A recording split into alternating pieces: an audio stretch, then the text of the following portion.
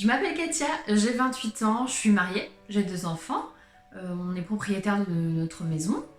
J'exerce le métier pour lequel j'ai étudié pendant des années, donc voilà, j'ai beaucoup de chance. Et nous voyageons vraiment pas mal en famille, donc c'est top, on découvre plein de nouveaux pays tous ensemble. C'est évidemment totalement faux. C'est évidemment totalement faux. Enfin non, pas totalement. Je m'appelle Katia, j'ai 28 ans, c'est une réalité. Mais j'ai 28 ans depuis la semaine dernière, ce qui m'a valu de réfléchir un petit peu à, comment dire, au projet que j'avais à la base pour la Katia de 28 ans. Voilà. J'avais des projets pour la Katia de 28 ans, c'est ceux que vous avez vus juste avant. Somme toute des projets assez lambda, mais qui peuvent rendre très heureux. Hein. Voilà, c'est comme ça que je me voyais. On n'y est pas vraiment, hein.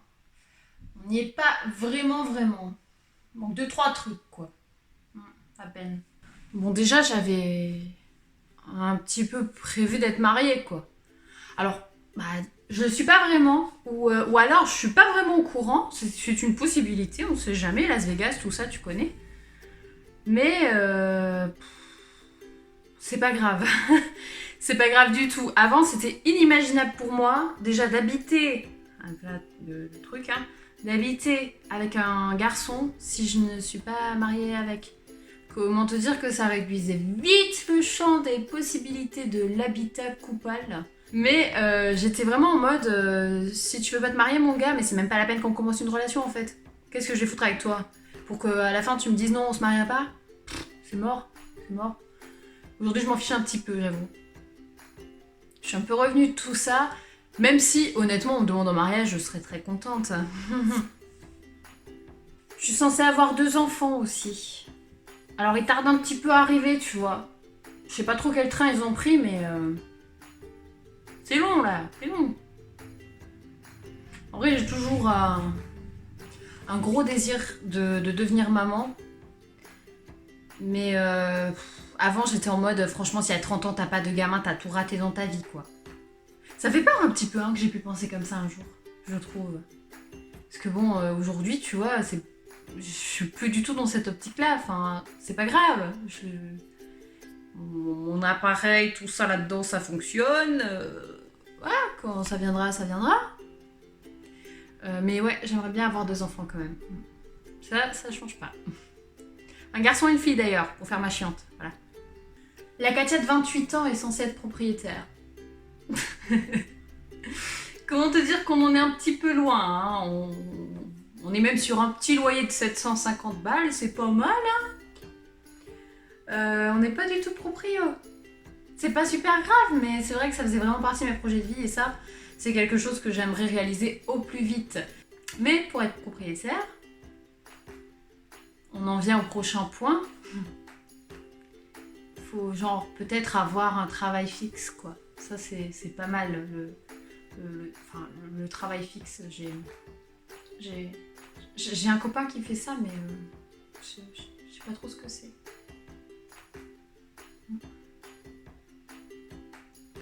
Alors oui, je me suis cassé le cul à faire des années d'études. Ça par contre, c'est une réalité, j'ai fait des années d'études. Pas mal de temps quand même passé sur les bancs de la fac. Pour être au chômage aujourd'hui. Voilà. J'ai changé de région il y a pas longtemps, donc je ne m'alarme pas plus que ça. Mais c'est vrai que c'est un peu déprimant, quoi. Tu te tapes des études parce que tout le monde te rabâche que son diplôme t'ira nulle part. Et en fait, c'est clairement totalement faux, hein. Voilà, j'ai cru à ça à l'époque, mais c'est totalement faux. Ça veut plus rien dire. Ça veut plus rien dire du tout. Je sais même pas si ça a voulu dire quelque chose à un moment d'ailleurs. J'ai toujours trouvé ça un petit peu con.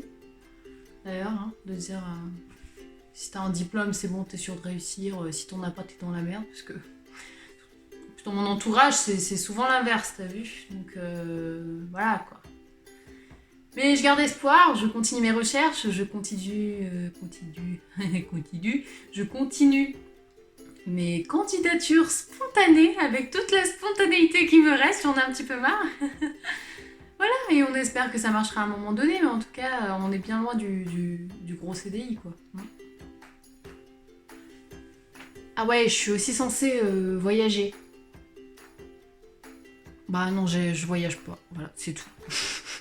Je voyage pas, je pensais que j'allais à 28 ans que j'allais avoir visité plein de pays et tout, mais pas du tout. Enfin, j'ai visité le Portugal, normal, je viens de là-bas. La Suisse, je suis née là-bas. Oui, je suis portugaise, née en Suisse, bref. Mais sinon, l'Espagne avec l'école. Madrid, tout ça, t'as vu? Mais c'est vrai que sinon, je n'ai rien vu d'autre. Ça m'attriste un petit peu.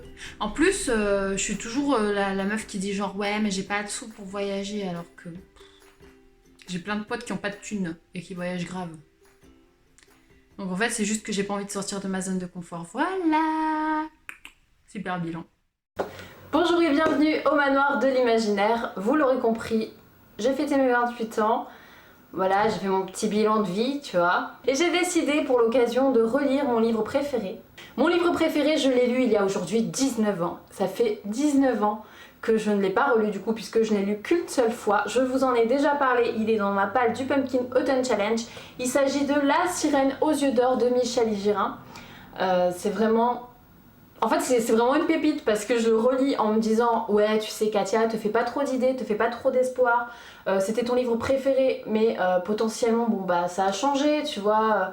Les mots aujourd'hui, bah, tu les vois plus de la même façon qu'avant. Enfin bon, bref, tout ça. Et en fait, pas du tout. C'est un vrai régal, c'est un vrai régal. Ça reste mon livre préféré, même si en vrai, il fait grave la course avec La mécanique du cœur de Mathias Malzieu. Voilà, ils sont en mode c'est moi le meilleur, non c'est moi, non c'est moi le meilleur, non c'est moi. Alors je dis c'est tous les deux, voilà. C'est tous les deux. J'ai quand même une préférence pour celui-là, j'avoue. En plus, pour ne rien gâcher, les illustrations à l'intérieur sont trop belles. Franchement, elles sont trop belles et elles donnent même ce sentiment d'oppression que t'as quand même en lisant le livre. Parce que Michel Girin, il décrit tellement bien les choses que tu t'y crois, mais puissance 1000. C'est-à-dire que quand la gamine, elle va presque se noyer, toi, tu vas presque te noyer. Quand elle se fait mal, toi, tu te fais mal, tu vis tout avec elle. Justement, elle s'appelle Rumiko, c'est une jeune adolescente qui est porteuse d'eau dans la mine d'or de Sado. Elle porte de l'eau pour les types qui bossent dans la mine, quoi. Elle leur donne à boire quand ils ont soif. Ces mêmes types vont la choisir pour être la sauveuse de tous les esclaves de la mine d'or de Sado. C'est-à-dire qu'ils vont lui dire écoute petite, toi toute petite, toute agile là, tu vas peut-être pouvoir nager jusqu'à la grille, sortir dehors. Allez chercher un petit gars là avec l'or qu'on va te donner, tu vas le payer, puis hop, il vient scier la grille et on sort tous. Ça c'était le plan à la base, voilà. Bon ça va pas trop se passer comme ça, je vous spoil pas des masses, mais ça va pas se passer comme ça. Et Rumiko, c'est juste trop bien de la suivre parce que c'est une gamine quand même qui à la base, elle est née dans la mine d'or, donc elle n'a jamais vu le monde extérieur. On se retrouve face à une petite qui a jamais vu le monde extérieur et c'est trop touchant de la voir découvrir tout ça. Voilà, je vous le conseille complètement. Alors j'avais 9 ans quand je l'ai lu. Oui, c'est ça. C'est ça. Tu sais, je fais des calculs dans ma tête, mais c'est ça. J'avais 9 ans quand je l'ai lu et c'est toujours aussi bien 19 ans après. Franchement, je m'y attendais pas. J'avoue que j'avais trop peur. Moi, je pensais pas aimer autant.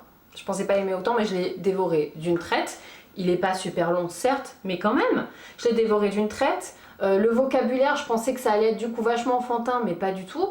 Honnêtement, je me demande même comment est-ce que j'ai pu le lire aussi facilement 19 ans en arrière.